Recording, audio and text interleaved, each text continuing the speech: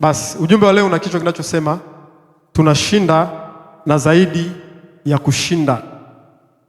Naomba tusome kitabu kile cha Warumi sura ya 8 na ule mstari wa 37. Kitabu cha Warumi sura ya 8 na ule mstari wa 37. Biblia inasema,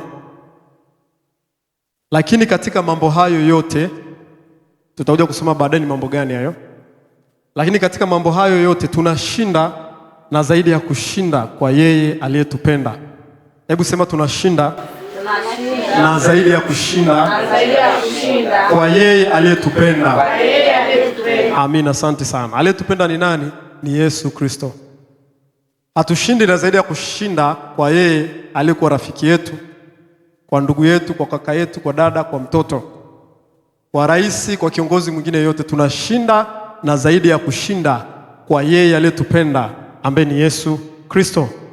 Kuna tofauti ya ushindi na zaidi ya ushindi. Kuna tofauti ya kushinda na zaidi ya kushinda. Hivi ni vitu viwili tofauti.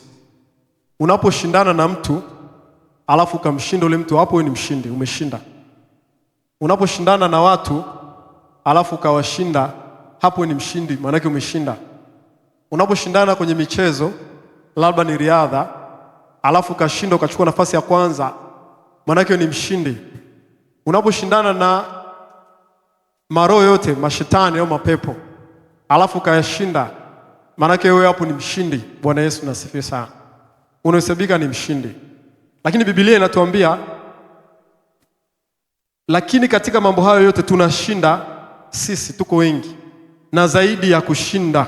Kwa kuna ushindi na zaidi ya ushindi. Wakristo au watu waliokoka wanapaswa wawe zaidi ya washindi. Bwana Yesu nasifiwe sana. Kwa leo tutaelewa nini maana ya kushinda na zaidi ya kushinda, ili tuweze kujua nafasi zetu watu tuliokoka ziko sehemu gani. Na kama leo bado hujampa Yesu maisha yako, uweze kujua ni kitu gani ambacho umepungukiwa nacho au umekikosa. Ukiweza kuelewa jambo hili vizuri, utaweza kusimama katika vipindi ambavyo mtu mwingine hawezi kusimama, au utaweza kupita katika vipindi ambavyo mtu mwingine hawezi kupita. Utakuwa unashinda vita ambavyo wewe mwenyewe utashangaa, watu watakushangaa ni mtu wa namna gani. Bwana Yesu nasifiwe sana. Kwa ile andiko linasema, lakini katika mambo hayo yote tunashinda na zaidi ya kushinda kwa yeye aliyetupenda. Sasa ushindi wa kawaida tumeshauona. Ni wewe unaposhindana na mtu au mtu anaposhindana na wewe ukamshinda, hapo unakuwa umeshinda. Lakini kuna zaidi ya kushinda ambako kunazungumziwa katika Biblia, katika neno la Mungu. Bwana Yesu nasifiwe sana. Tukikujua huku na kukuelewa, tutajua nafasi zetu sisi ni zipi. Sasa huku kushinda zaidi ya kushinda ni kupi? Huku kushinda ambako kunazidi ushindi wa kawaida, sio tena mapambano ya sisi na wanadamu, sio tena mapambano ya sisi na mapepo, sio tena mapambano ya sisi na maisha haya. Bwana Yesu nasifiwe sana. Mapambano ya sisi na wanadamu tukishinda ni washindi. Mapambano ya sisi na viumbe, kuna wengine wanashindana hata na wanyama, unashinda, wewe ni mshindi. Mapambano ya sisi na maroho ya mapepo, tunaposhinda sisi ni washindi. Lakini tunapopanda viwango na kushindana na Mungu, tunakuwa ni zaidi ya kushinda. Najua unajiuliza sasa, mtu anawezaje kushindana na Mungu? Subiri utaelewa. Bwana Yesu nasifiwe sana. Ndio maana Biblia inasema na zaidi ya mambo hayo tunashinda na zaidi ya kushinda katika yeye aliyetupenda. Naomba niendelee kidogo tu hapo, mstari unaofuata, mstari wa 38, tuweze kuweka msingi vizuri, uweze kuelewa ushindi ni wa namna gani na yeye aliyetupenda ni nani. Biblia inasema hivi, kwa maana nimekwisha kujua hakika ya kwamba wala mauti wala uzima wala mauti wala uzima wala malaika. Angalia vitu vinavyotajwa hapo. Hivi vinavyotajwa hapo ni vitu vyenye nguvu. Hakuna kitu, Biblia inasema mauti na nguvu. Ndio maana kila mtu ambaye anaishi atakufa tu.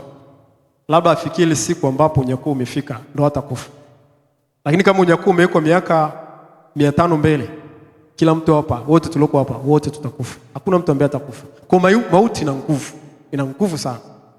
Biblia kuna mahali inasema upendo una nguvu kama mauti. Mauti na nguvu. Wala uzima na wenyewe pia una nguvu.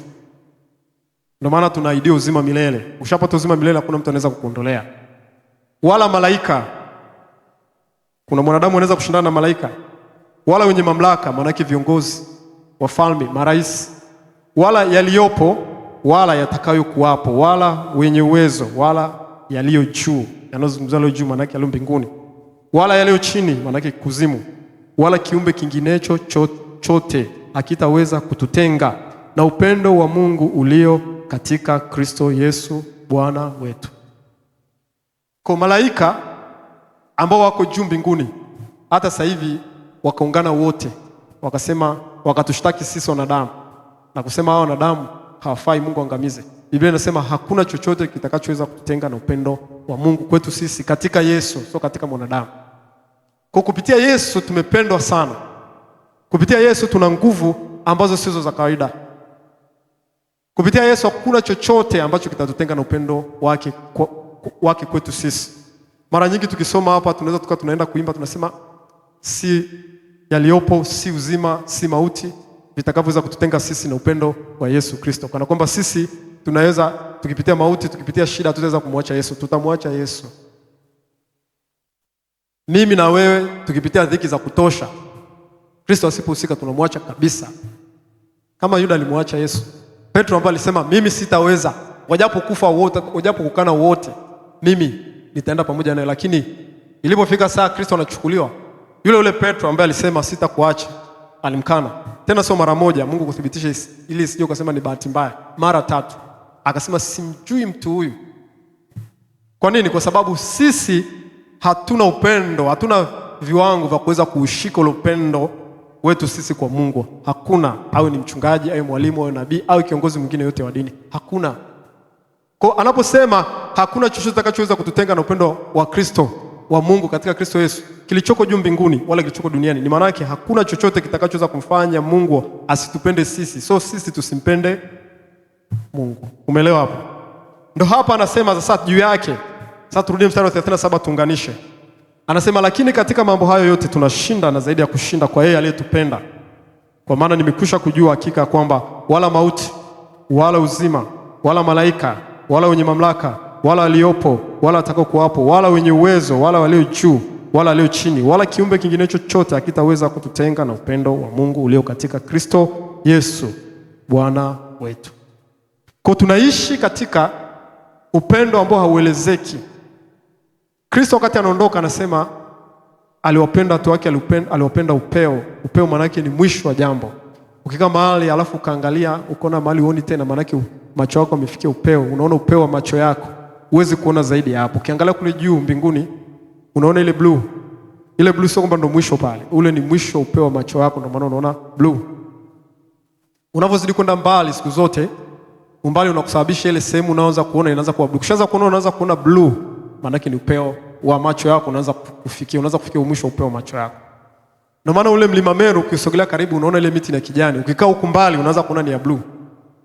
Kwa nini? Kwa sababu macho yako yanaanza kufikia ukomo wa kuona. Unavozidi kwenda mbali unazidi kufutika mpaka baadaye uone tena. Na huko juu ni hivyo hivyo.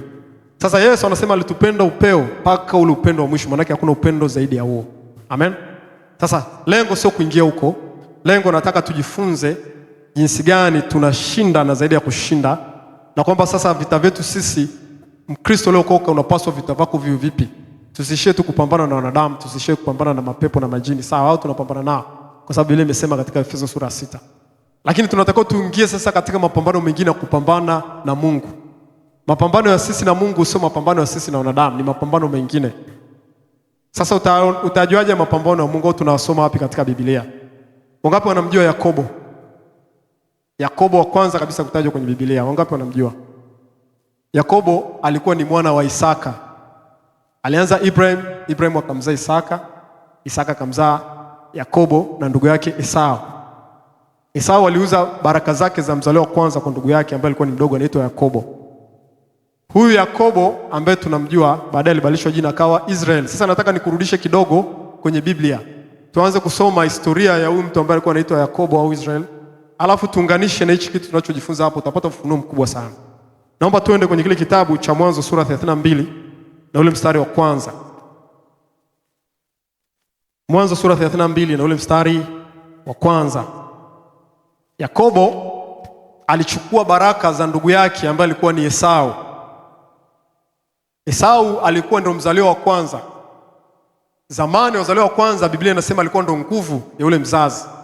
nguvu ule mzazi ilikuwa inashuka na kuingia kwa ule mzaliwa wa kwanza. Bwana Yesu na asifiwe sana.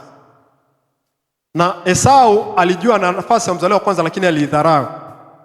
Na wasomaji wa Biblia watakuwa wanajua kwamba alidharau kwa kitu gani.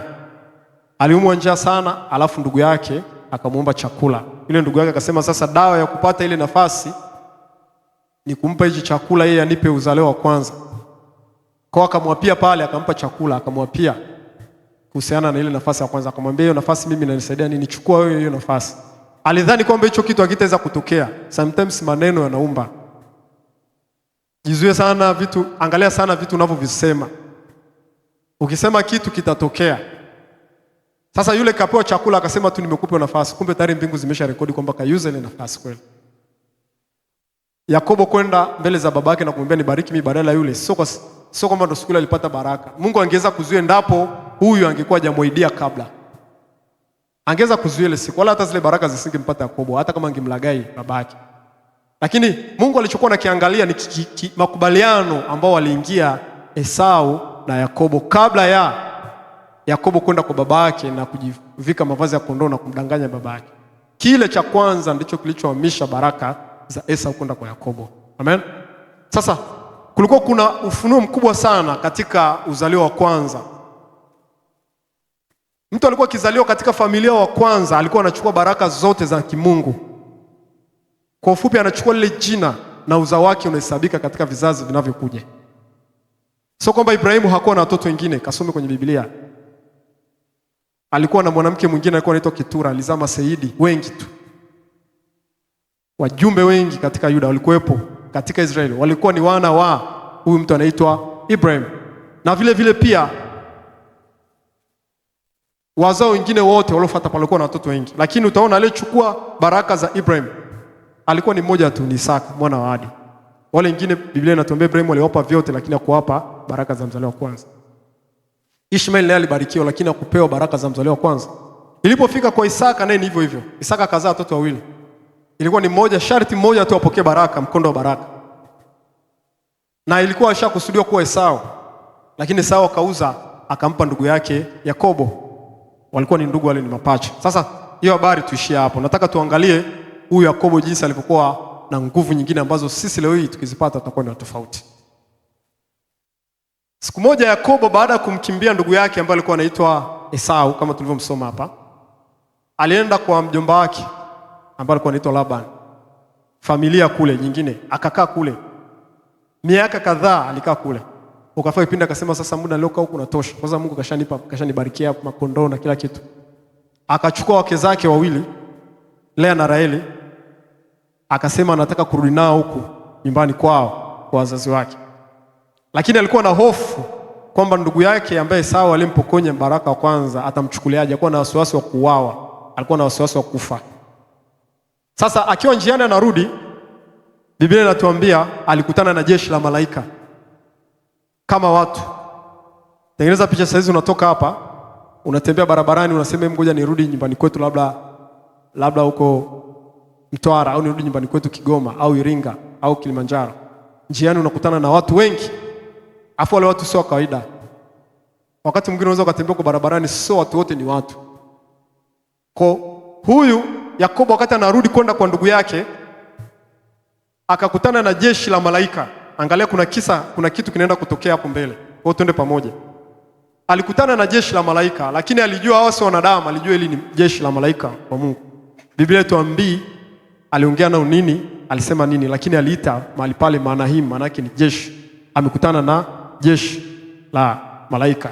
Naomba tusome kitabu cha Mwanzo sura 32. Kitabu cha Mwanzo sura 32 mstari wa kwanza. Naomba nisome kwa sababu najua wengi wetu tutasomagi maandiko.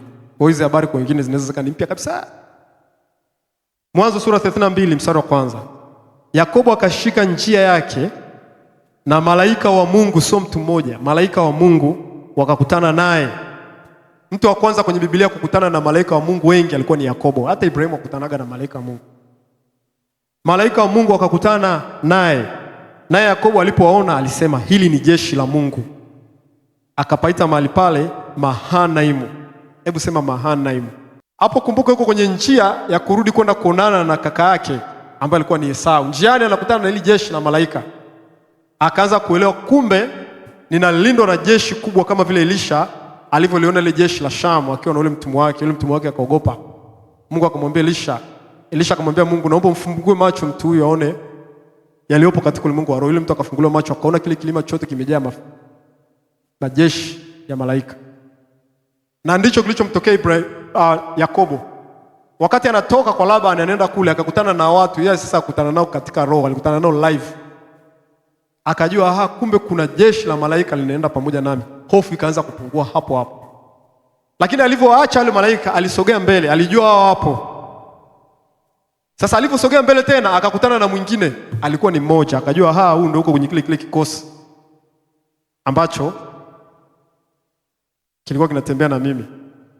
Tuone kwenye mstari wa 21 sasa. Ikafika jioni sasa, ilikuwa ni mchana. Ilipofika jioni akakutana na mwingine, akajua usio mtu wa kawaida. Ukiweza kuzijua dalili za roho waga matukio yanatokea. Hata Lutu wale malaika wakuja kujitambulisha kwamba sisi tumetumwa na Mungu. Yeye Lutu alitoka tu nje akaona watu wamekaa pale kiwanjani, akasema wale ni watu wa kawaida kweli?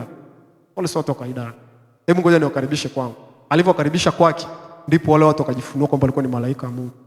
Kwa kuna watu ambao wengine sio watu.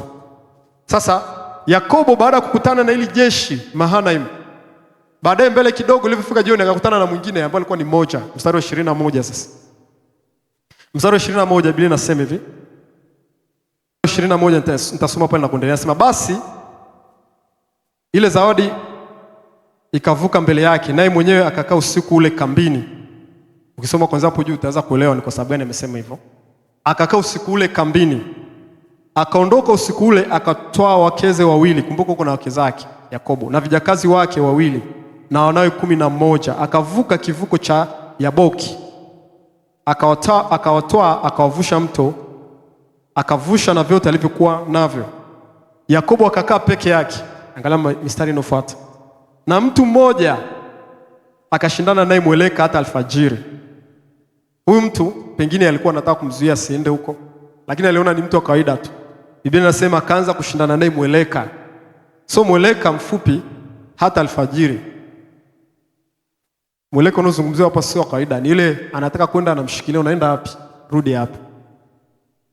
Malaika anataka kuondoka na mkamata, wanashikana wanapinduana, anapigwa anaanguka chini anaamka juu.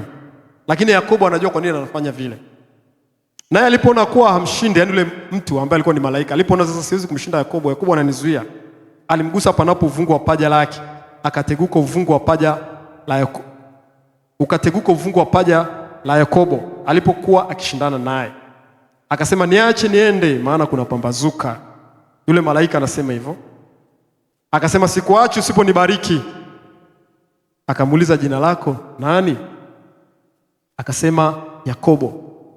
Akamwambia jina lako hutaitwa tena Yakobo ila Israeli, maana umeshindana na Mungu. Hebu sema umeshindana na Mungu. Sio tu na Mungu, anasema na watu nawe umeshinda. Umeona? Anasema kwanza umeshindana na Mungu na watu nawe umeshinda. Kwa kumbe kushindana na watu ni kushinda. Lakini kuna kushindana na Mungu, ndicho Yakobo alichokuwa anakifanya. Alishindana na Mungu naye ameshinda. Yakobo akamuuliza akasema niambie tafadhali jina lako. Akasema kwa nini waniuliza jina langu? Akambariki huko. Yakobo akapaita mahali pale Penuel. Maana alisema nimeonana na Mungu uso kwa uso na nafsi yangu imeokoka. Kwa Yakobo alijua huyu sio kiumbe wa kawaida. Huyu ni malaika wa Mungu amekuja kunitembelea. Lakini alijua malaika wa Mungu au yoyote anayetoka juu mbinguni anakuwa anabeba baraka. Na Yakobo akaenda akajua huyu akiondoka sitamuona tena katika mwili. Kwa sasa hii ni nafasi ambayo ni ya kipekee niliyoipata sasa. Pengine yule mtu akaja akaongea naye akataka kuondoka, akamwambia subiri kwanza, wewe unataka kwenda wapi? Nimeshakujua wewe ni nani. Yule mtu anataka kuondoka, anamzuia, anamkaba, anamshikilia. Yule mtu pengine anamsukuma Yakobo anarudi anamkamata. Zinaanza hapo, ndio mieleka unazungumzwa hapo. Sio kwamba alikutana akasema hebu tucheze mieleka, hapana. Biblia ifundishi hiyo michezo. Amen. Haitufundishi kucheza hiyo michezo. Kwa mieleka ni pale alikuwa anataka kwenda wanazuiana. Hata mimi sasa hivi ukikaa hapa nikitaka kwenda mtoto, ushona mtoto akiwa na mama yake alafu ajue mama yake anataka kuondoka hapo, utaona kuna kamieleka kidogo kanachezwa hapo. Utaona mtoto anakamata mguu mama analia. Anaweza akienda huko anarudi wanapelekana huko na huko. Ndicho kilichotokea kwa Yakobo na huyo malaika. Lakini huyo malaika alijua Yakobo anataka nini. Yakobo akamwambia, mimi siondoki usiponibariki. Yule mtu akasema, jina lako nani? Alijua baraka ya huyu mtu kubwa kuliko zote ipo katika jina lake. Hata wewe pia baraka yako pia ipo katika jina lako. Sizungumzi hilo jina lenye herufi. Bwana Yesu asifiwe sana. Hilo jina lako lenye herufi ni wakilisho wa jina lako katika roho. Unaweza kuwa na jina lenye herufi nzuri, lenye tafsiri nzuri, lakini hilo jina lako halina baraka zote.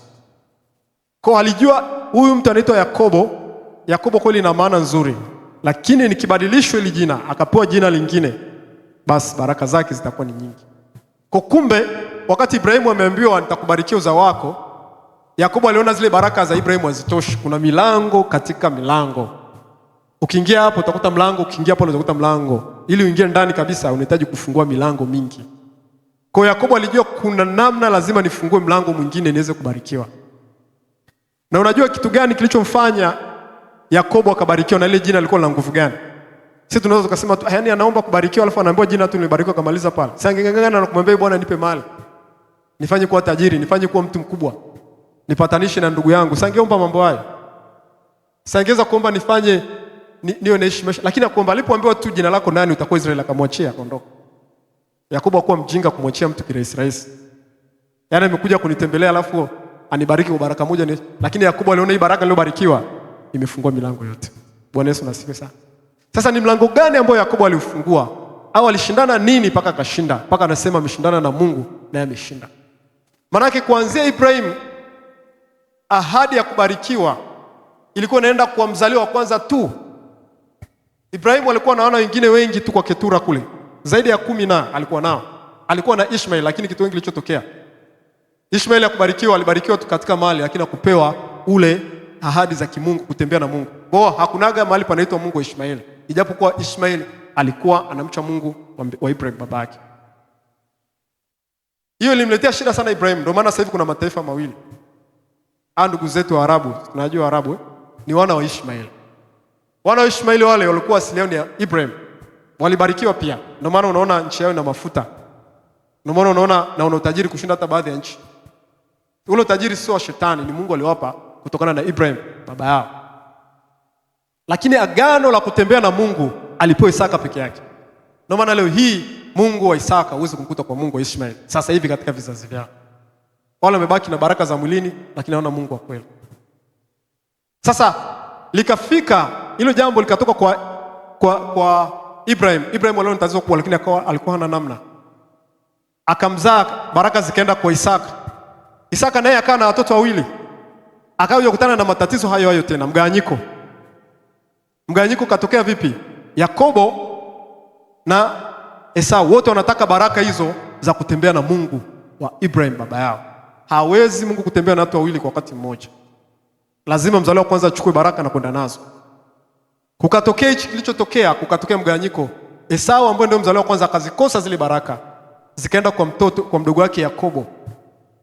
Angalia shida Yakobo aliona sasa, akasema sasa nimeshamlinyima ndugu yangu baraka, nishampokonya ndugu yangu baraka za mzaliwa wa kwanza.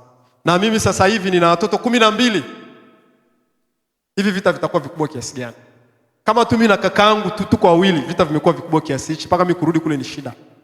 Hivi ni vita vikubwa sana. Alijua hilo.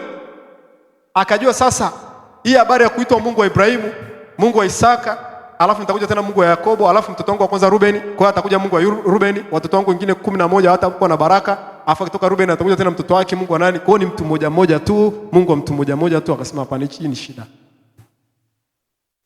Akajua tu light kama Mungu akinibarikia, uzao wangu wote wakachukua ahadi za uzalio wa kwanza katika roho, hilo litakuwa limekamilika.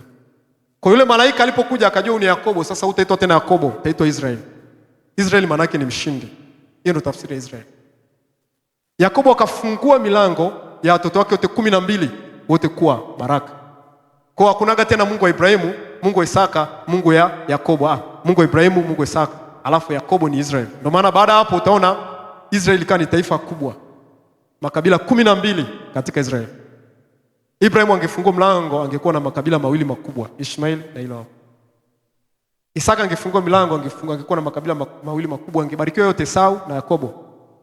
Alishindwa kuona hizo funguo, lakini Yakobo alipata hizo funguo, akafungua. Wanawake wote 12 wakapokea ahadi ya mzaliwa wa kwanza sawa.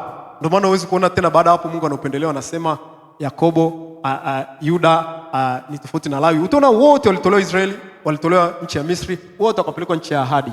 Kwa sababu gani? Yakobo alikuwa na ufunguo, alipata kutoka kwa malaika kubalishwa kuwa Israeli. Kwa Mungu wa Israeli ni Mungu wa makabila 12, wote wakabarikiwa. Kwa Yakobo alitoka na furaha kubwa, akasema sasa sitaona ushindani tena kwa watoto wangu, wakija kila mmoja, kwa sababu washasikia historia kwamba baba wao alimnyang'anya kaka yake mzaliwa kwanza. Pengine na wale wangeweza kupangiana njama hivyo hivyo. Alijua kuna vita vikali vinakuja hapo mbele. Lakini kwa kupewa zile baraka ambazo zilikuwa zinamhusu yeye, mtoto wa kwanza Ruben, akafungua milango kwa baraka kwa watoto wake wote. Kwa akawa ameshinda. Achana na watu kina Labani washashinda. Watu wengine maadui zake alishashinda. Lakini hapa kwenye kufungua milango kwa ajili ya uzao wake alishinda. Na ndio huko kushinda kuzidiko kushinda. Bwana Yesu asifiwe sana. Na ndio tunasema tunashinda na zaidi ya kushinda. Maana yake tunaingia katika baraka za kimungu, tunashindana na baraka za Mungu. Kuna baraka nyingine haziji vivi, ni lazima tuingie kushindana kweli kweli. Ni lazima tuingie kupambana kweli kweli ili hizo baraka ziweze kufunguka. Bwana Yesu asifiwe sana.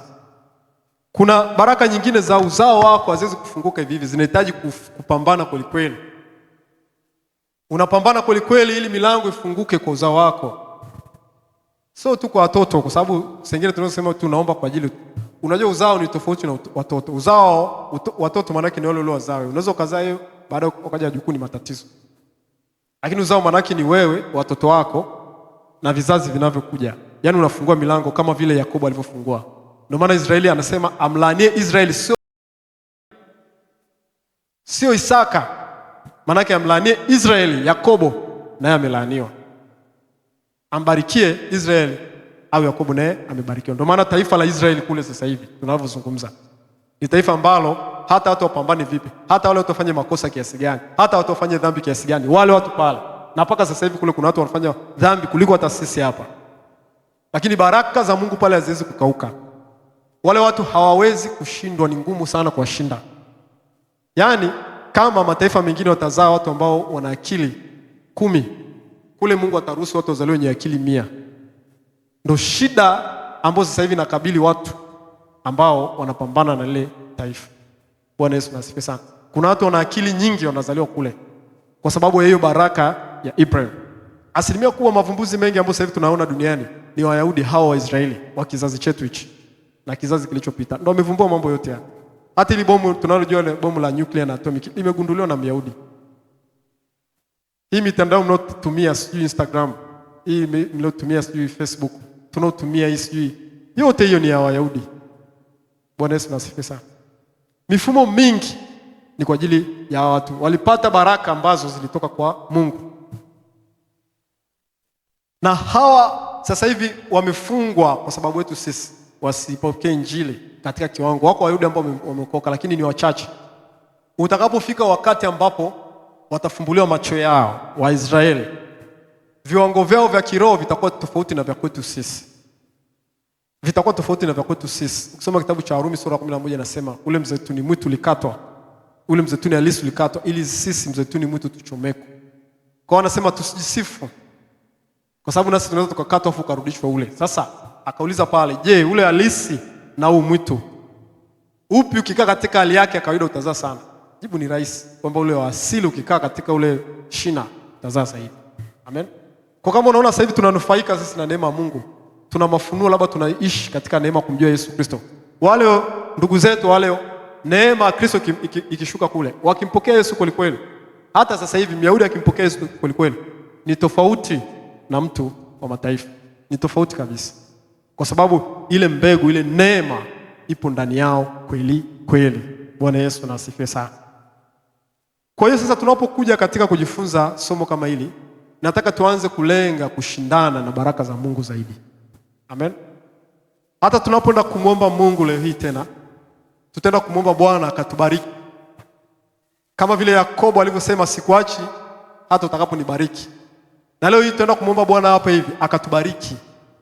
Na baraka ambazo tunaenda kuzilenga ni baraka za aina mbili, baraka za rohoni na baraka za mwilini. Naomba nielezee kidogo baraka za rohoni, alafu nitaelezea baraka za mwilini. Kitabu kile cha Efeso sura ya 1 na mstari wa 3.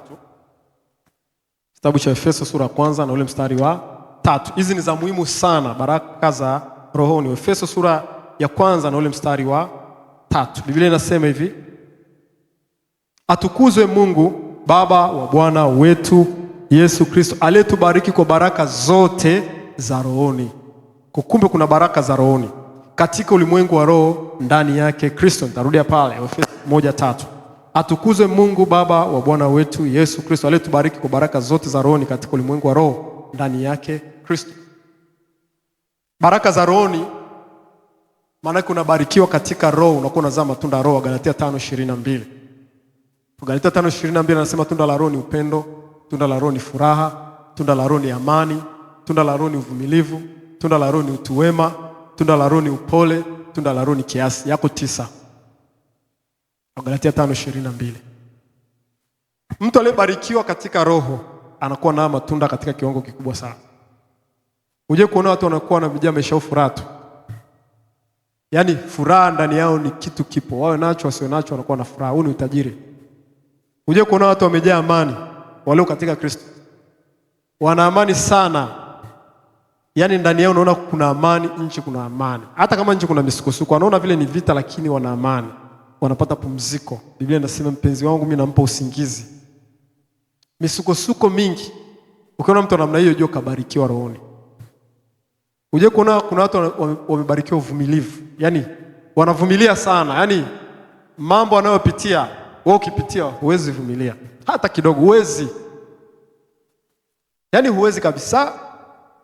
Hao ni watu ambao wamebarikiwa rohoni.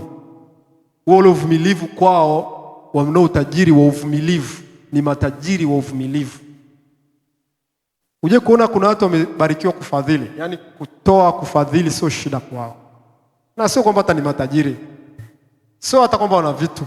Lakini wanaona kuna wepesi kufanya hivyo. Huo ni utajiri, ni baraka za rohoni. Bwana Yesu asifiwe sana. Uje kuna watu ambao wamebarikiwa wana upendo na mambo mengine yote ya rohoni, yale ambayo yanamfanya mtu awe anampendeza Mungu.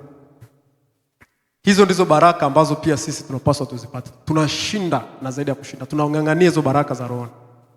Hata leo hii tutaenda kuomba hizo baraka za rohoni mahali hapa. Na unapomwomba Mungu baraka za rohoni, fahamu kwamba Mungu anakubariki. Kuna maombi ya kuomba, Bwana naomba unibariki kama Yabesi. Yabesi alimwambia, "Lau Bwana, laiti ungenibarikia na kuiongeza hozi yangu." Na Mungu akamkirimia mambo haya. Kwa zipo baraka za rohoni ambazo hizo ni za msingi sana. Hebu jiulize, uwe na fedha au hata uwe masikini, alafu hauna amani, kuna faida gani? Hamna faida yote, si ndio? Au hauna furaha, kuna faida gani? Kuna watu wana kila kitu lakini furaha hamna, amani. Maana yake ni masikini katika roho zao, hawana baraka za rohoni. Lakini baraka za rohoni ukizipata, maana yake unakuwa ni tajiri katika vitu vya rohoni ambavyo hivyo ndio vinakufanya uwe mtu mkamilifu. Hicho ni kitu cha kwanza ambacho tutaenda kumwomba Bwana. Baraka za rohoni. Baraka za rohoni sio upako wa kusema unatoa mapepo au imani ya kuhamisha milima, kwa sababu Biblia inasema kwenye kitabu cha Korintho 1 sura 13. Ijapokuwa ni imani timilifu ya kuweza kuhamisha milima, kama sina upendo mimi sio kitu. Kwa hizo sio baraka za rohoni. Hayo huo tunaweza tukasema ni matokeo ya baraka, labda tunaweza tukasema hivyo. Au ni vitu vinavyoambatana na baraka za Bwana. Ukichukua zawadi sio ule urembo wa juu, ni kile kilichoko ndani ya box, si ndio? Ule urembo wa juu ndio tunaweza tukasema ndio miujiza, ishara, vitu gani na gani. Lakini vile vitu vya ndani, zile lulu za ndani, ni hiyo Galatia 5:22. Amani, furaha, utu wema, fadhili. Ukiwa na hivyo ni utajiri mkubwa, hata ukose kila kitu, unaishi vizuri. Bwana Yesu asifiwe sana. Unajua kuna watu wanaishi maisha mabaya kuliko wanyama porini. Unalijua hilo? Wale wanyama ambao tunaona kuna wavagi nguo, ambao unaona wananyeshwa na mvua kule, wanaishi maisha mazuri kuliko wanadamu. Tembo aliyoko kule ambaye hana stress, anakula majani yake, ana amani. Hijapokuwa na nguo, hana nyumba, hana kitanda, lakini ana maisha mazuri ya furaha. Kuna watu maisha yao yako chini ya vile viwango vya wanyama porini. Kwa sio kawaida, hatujakusudiwa kuumbwa hivyo. Tumekusudiwa kuumbwa kwa furaha, amani na vitu vya ndani ambavyo hivyo ndivyo utajiri mkubwa. Hicho ndio kitu cha kwanza tunaenda kumwomba Bwana atupe utajiri. Tukipata utajiri na kuhakikishia tutakuwa tuna shuhuda tu za kumfurahia Mungu katika maisha yetu. Lakini pia kuna faida, pia kuna baraka za mwilini pia. Baraka za mwilini pia ni sehemu yetu sisi katika maisha. Baraka za mwilini pia ni sehemu yetu sisi katika maisha. Ukisoma kwenye Biblia, kulikuwa kuna wanafunzi wa Yesu ambao walikuwa ni matajiri sana. Kristo alikuwa anatembea na makundi ya watu wote. Kuna watu ambao walikuwa ni matajiri, kuna watu walikuwa ngazi ya kati, na kuna wengine ambao walikuwa hawana kitu, ingawa walikuwa na kila kitu ndani. Yaani walikuwa ndani yao wameridhika, wametosheka, walikuwa wanatembea nao. Na kuna wengine walikuwa hapa katikati, lakini pia kuna matajiri sana. Bwana anapewa sifa sana. Mimi naomba tukishapata baraka za rohoni, tumuombe Mungu pia na baraka za mwilini. Amen. Zinakuja zenyewe ndio, lakini pia tunaweza tukaziomba tukapata, kwa sababu anasema ombeni nanyi mtapewa. Ombeni nanyi mtapewa. Unaweza usipewe leo, unaweza usipewe kesho, lakini ule mkondo ukaanza kutengenezwa leo kusifikia baraka zako. Kwa hicho ndicho ambacho tunaenda kumuomba pia Mungu siku hii ya leo. Ngoja nikupe mfano, kwa sababu sengine tukisomaga Biblia tunajuaga tu Biblia ni kulikuwa kuna watu ambao ni masikini. Hapana. Katika Agano la Kale kulikuwa kuna mtu anaitwa Suleiman. Suleiman alikuwa ni tajiri sana. Biblia inasema kwa siku moja alikuwa anachinja ng'ombe 1000. Hakuna leo hii rais au tajiri yote anaweza kufanya hivyo, atafilisika.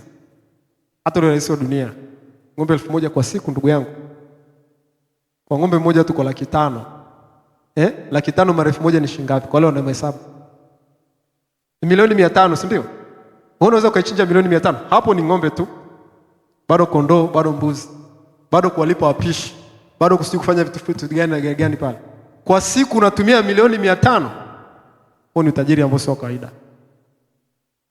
Kwa Mungu alimpa yule Suleiman, na wala hakuwa tumia hata nguvu kutafuta. Ulikuwa unakuja wenyewe. Na watu wengine wengi kwenye Biblia Agano la Kale, lakini Agano Jipya kipindi cha Bwana Yesu. Nataka tujifunze hawa watu, tujue pia kwamba Biblia inajibalance. Haipogo upande mmoja tu. Amen. Inayo balance nzuri sana ambayo tukiweza kuielewa hii tutaweza kuishi sasa na Mungu anavyotaka. Miongoni mwa wanafunzi wa Yesu kuna mmoja anaitwa Yusufu. Sio mwanafunzi katikati ya wale 12. Hakuwa miongoni mwa wale wanafunzi 12. Huyo alikuwa ni mwingine kabisa, alikuwa anaitwa Yusufu. Alikuwa na kama alipoitwa Arimathaya.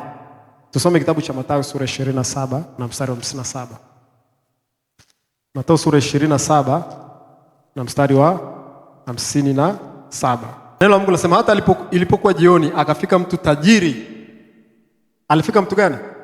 Tajiri wa Arimathaya, jina lake Yusufu. Naye mwenyewe alikuwa mwanafunzi wa Yesu. Alikuwa mwanafunzi wa nani?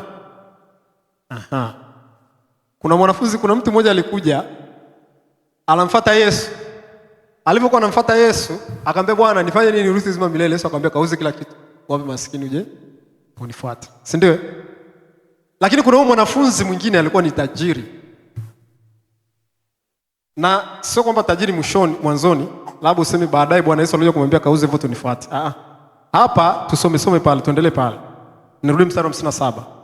Hata ilipokuwa jioni akafika mtu tajiri wa Arimathaya, jina lake Yusufu. Naye mwenyewe alikuwa mwanafunzi wa Yesu. Mtu huyo alimwendea Pilato akauomba mwili wa Yesu. Ndipo Pilato akaamuru apewe.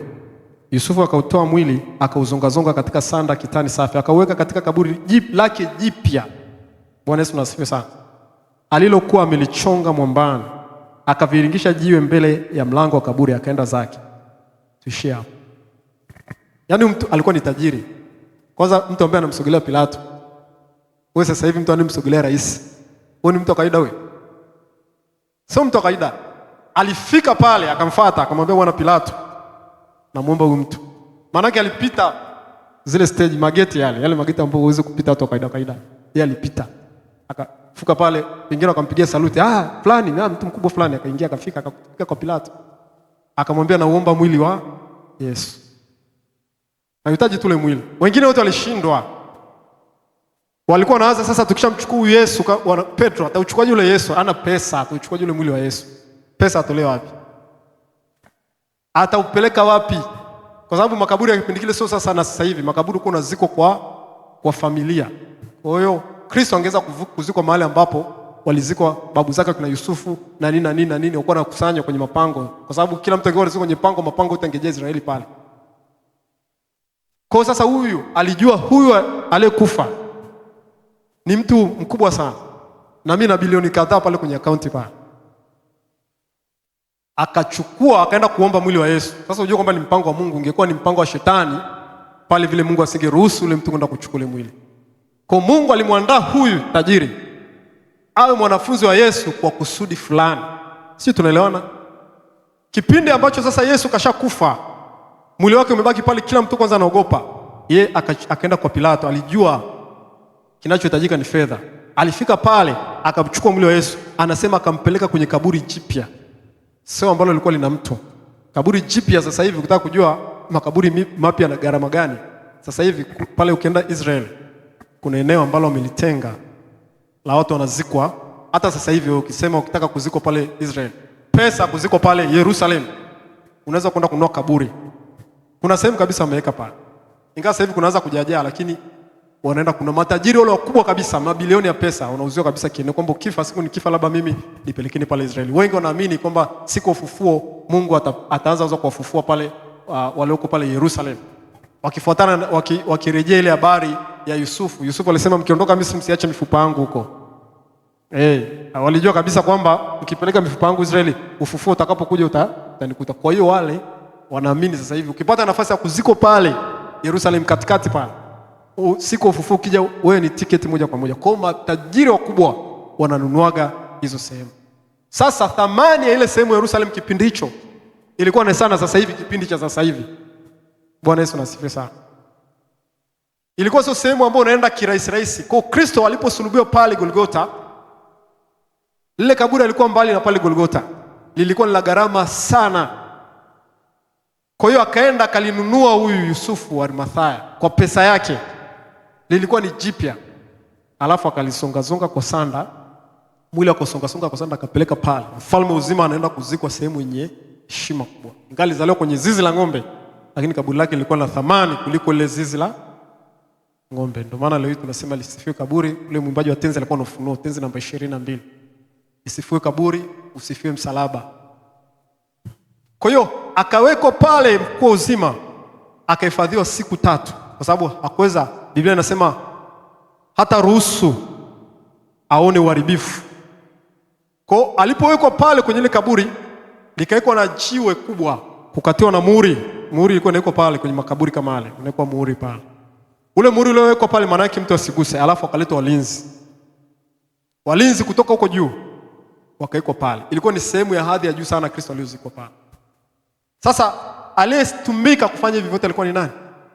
Alikuwa ni Yusufu wa Arimathaya, mtu huyu mmoja. Wale wengine wote wangejichanga, wasingeweza kufanya kile kitu alichokifanya. Lakini Biblia inatuambia alikuwa ni mtu tajiri, na alikuwa ni nani? Mwanafunzi wa Yesu. Amen.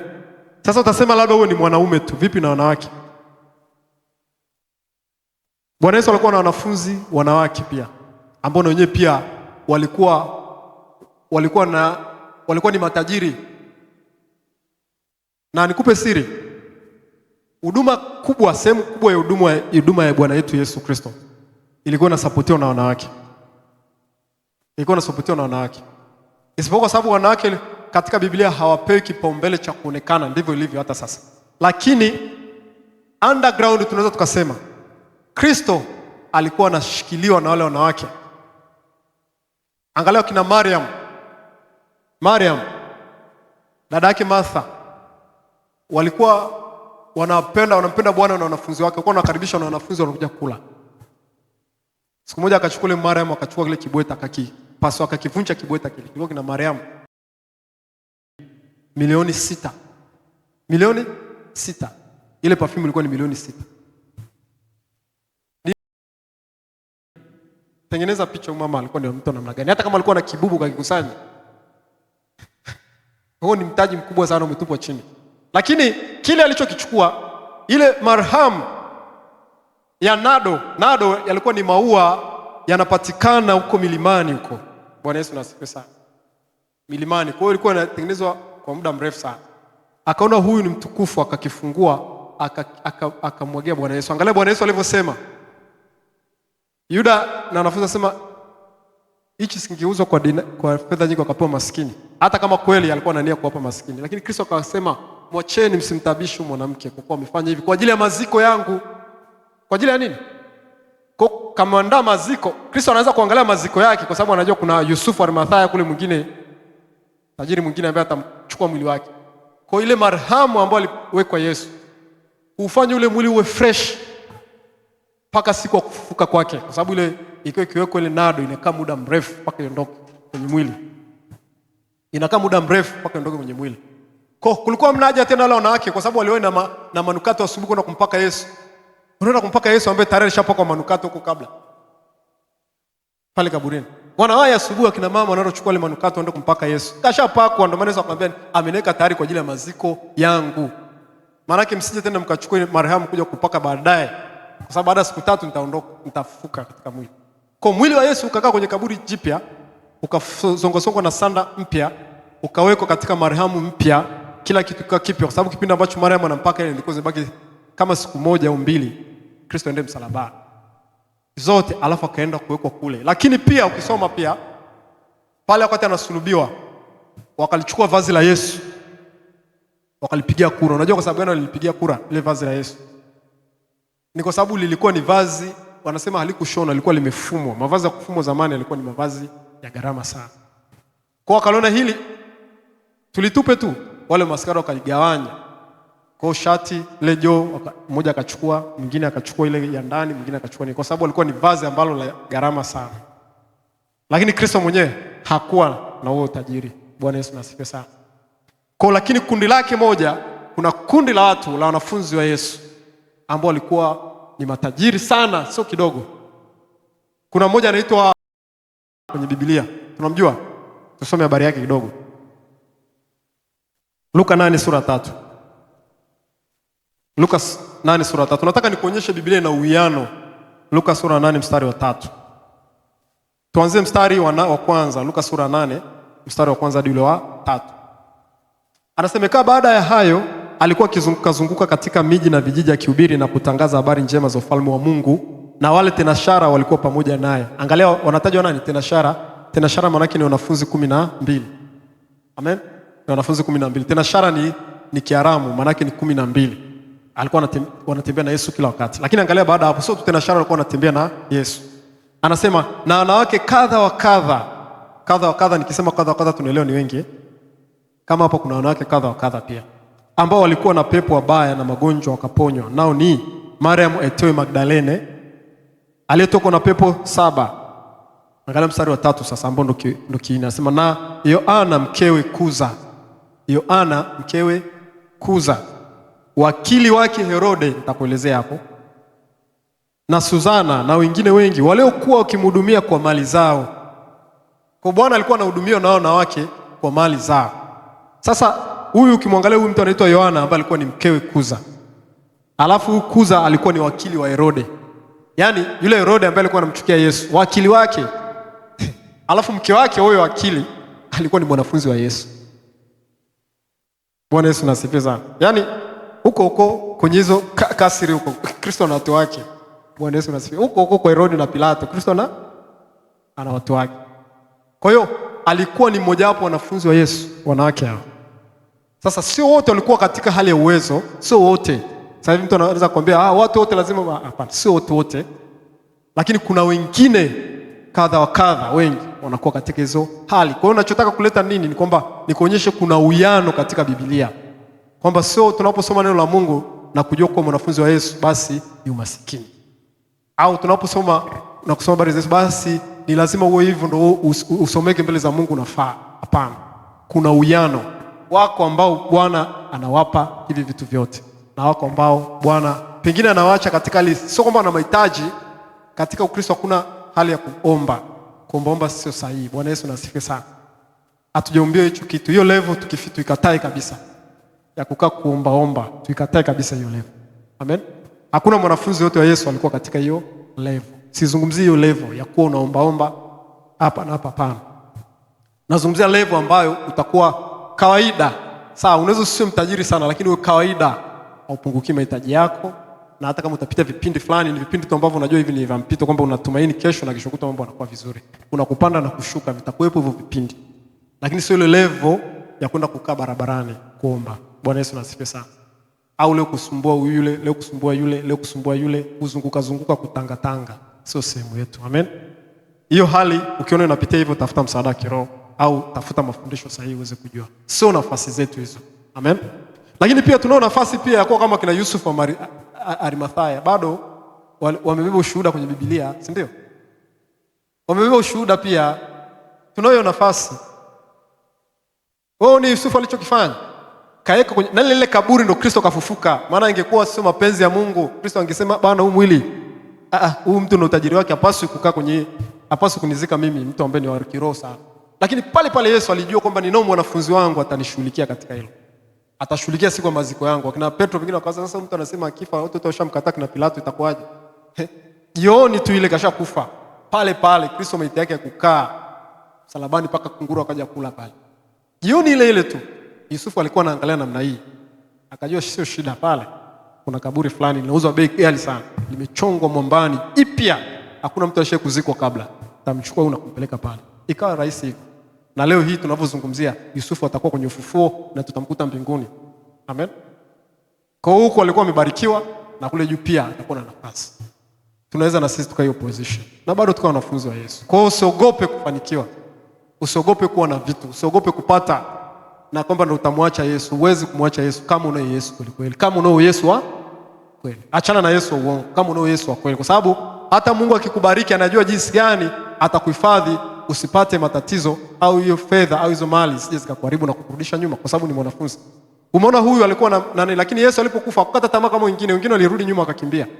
Hata kina Petro kwa, lakini huyu alipata ujasiri kwenda kuchukua mwili wa Yesu kwa sababu alikuwa na ufunuo zaidi ya wengine, pamoja na kwamba alikuwa na utajiri. Ndio maana Yesu alipomwambia yule mtu akauze alivyonavyo aje kuwapa maskini, kwa sababu Yesu aliona yule mtu moyo wake upo kwenye mali. Lakini Yusuf hakuona kama moyo wake upo kwenye mali. Kwa alipomwambia nenda kauze, njoo nifuate, sio kwa sababu Yesu alikuwa anaona mali ni shida. Alikuwa anaona mali ni shida kwa yule mtu, sio kwamba mali ni shida kwa watu wote. Kwa yule mtu aliona shida yake kwake ni mali. Mali inaenda kumpoteza. Kauze vyote aje kuwa kwangu. Pengine angeenda kuuza vyote, angerudi kwake, angekuwa nafasi ya huyu Yusufu wa kwenda kwenye nani, Mungu angebariki baadaye na kumpa mali zilizo halali. Bwana Yesu asifiwe sana. Kwa hiyo ninachotaka kusema ni kwamba tunaenda kumuomba Mungu leo baraka hizo. Amen. Kama unataka kubarikiwa, muombe Mungu. Mwombe tu, Bwana naomba tu unifanye kwa kama huyu Yusuf tu wa Arimathaya. Amen. Sio vibaya ukiwa kama mwingine pia, lakini kama unataka kubarikiwa, mimi nataka. Na yeye pia anajua nataka, si ndio? Naomba Bwana, naomba unifanye kuwa kama Yusufu wa Arimathaya. Nikutumikie pia kwa mali zangu. Nikutumikie pia kwa vitu vyangu. Nikutumikie pia kwa kile ulichonipa. Kwa hivyo tunaenda kuomba baraka za Mungu hapa. Na hizo baraka zitashuka juu yetu katika namna ambayo sio ya kawaida. Wala usiwaze kusema tutapataje. Mungu anajua tutapata. Mungu anajua atatupatia. Masomo kama ni nadra sana sehemu kama hii. Waga mara nyingi tunajifunza vitu vingi, lakini ni nadra sana sehemu kama hii. Lakini anapokuja namna hii, maana yake ujue ni Roho Mtakatifu ameyaleta. Amen. Na hivyo tunahitaji kupata vile ambavyo vimeahidiwa katika neno lake. Kuna uwiano huo. Basi tutaenda kumwabudu Mungu. Baada ya kumwabudu Bwana tutaenda kuomba. Na katika kwenda kuomba tutasimama kwa miguu yetu, tutamwabudu Bwana, tutamwambia Bwana tunaomba utusaidie, utubariki. Kila mtu anapoomba, tulisikia hapa ni kanisa la waombaji.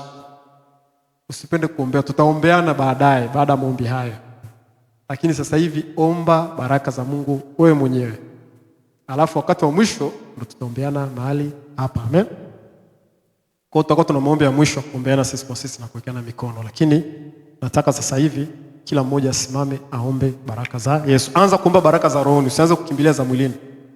Na kuombea Bwana naomba unipe hichi, naomba unibariki na kile. Havitakusaidia, Biblia inasema mafanikio mpumbavu atamwangamiza.